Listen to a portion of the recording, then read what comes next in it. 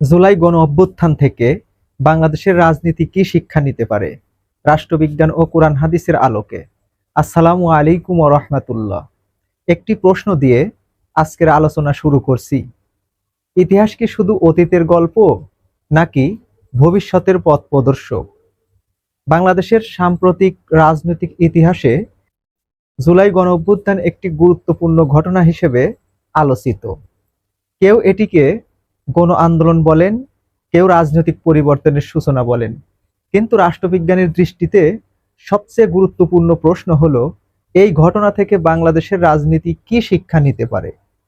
রাষ্ট্রবিজ্ঞান বলছে, একটি রাষ্ট্রে যখন জনগণের প্রত্যাশা, রাষ্ট্রীয় প্রতিষ্ঠান এবং রাজনৈতিক বাস্তবতার মধ্যে বড় ধরনের দূরত্ব তৈরি হয়, তখন সামাজিক ও রাজনৈতিক অস্থিরতা দেখা দিতে পারে।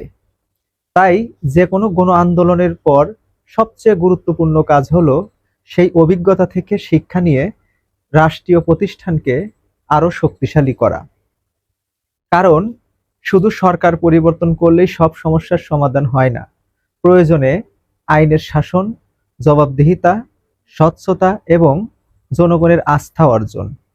রাজনৈতিক গবেষণায় দেখা যায়, যেসব দেশ বড় রাজনৈতিক পরিবর্তনের পর কার্যকর সংস্কার করতে পেরেছে, সেসব দেশ দীর্ঘমেয়াদে বেশি স্থিতিশীল হয়েছে।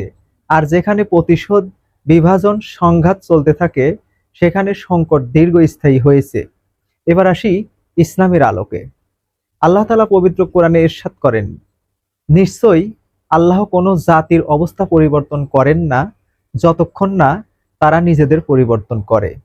সূরা আর-রাদ আয়াত 11। এই আয়াতে আমাদের শেখায়, স্থায়ী পরিবর্তন শুধু শাসক পরিবর্তনের মাধ্যমে আসে না, ব্যক্তি, সমাজ এবং প্রতিষ্ঠানের মাধ্যমেও ইতিবাচক পরিবর্তন আনতে হয়। রাসূল সাল্লাল্লাহু আলাইহি ওয়াসাল্লাম বলেছেন, প্রকৃত শক্তিশালী সেই ব্যক্তি যে রাগের সময় নিজেকে নিয়ন্ত্রণ করতে পারে। সহিহ বুখারী ও মুসলিম। এই হাদিস রাজনৈতিক নেতৃত্বের জন্য গভীর শিক্ষা বহন করে।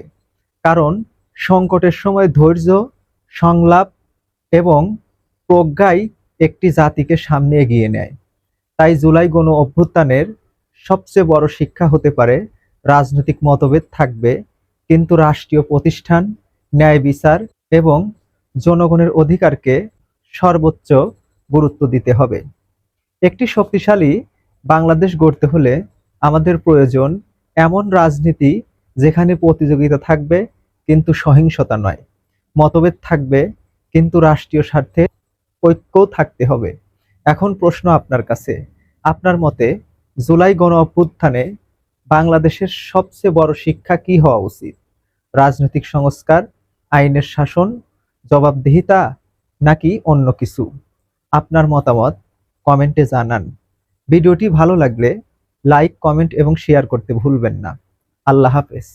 আসসালামু আলাইকুম ওয়া রাহমাতুল্লাহি ওয়া বারাকাতুহু।